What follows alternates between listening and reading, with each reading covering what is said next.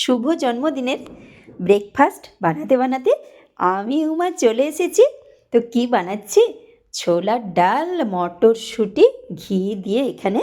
আর জন্মদিন মানে যে জিনিসটা আমাদের প্রথমেই মনে আসে সেটা হচ্ছে পায়েস, সেই শুভ জিনিস। তো সেই শুভ জিনিসটা আমি প্রথমে আগে সকালেই বসিয়ে দিয়েছি।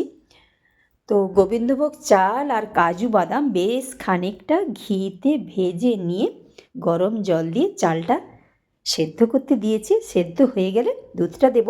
হ্যাঁ, আমি এখানে কোনো পাউডার মিল্ক বা কনডেন্স মিল্ক দেব না, দেব শুধু গরুর দুধ। 1.5 লিটারের কিছুটা বেশি দুধ আমি এখানে ফুটিয়ে গাঢ় করে রেখেছি। চালটা সেদ্ধ হয়ে গেলে দিয়ে দেব। আর মিষ্টি তো পান্তুয়া বানিয়েছি, রাঙা আলু আর ক্ষীর, দুটো হচ্ছে প্রধান উপকরণ।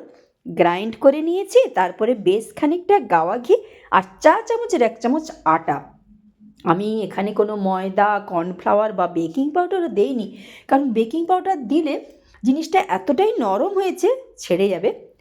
তারপরে আমি ঘি আর তেল দুটো মিক্স করে ভেজে নিয়ে চিনির শিরায় দিয়েছি।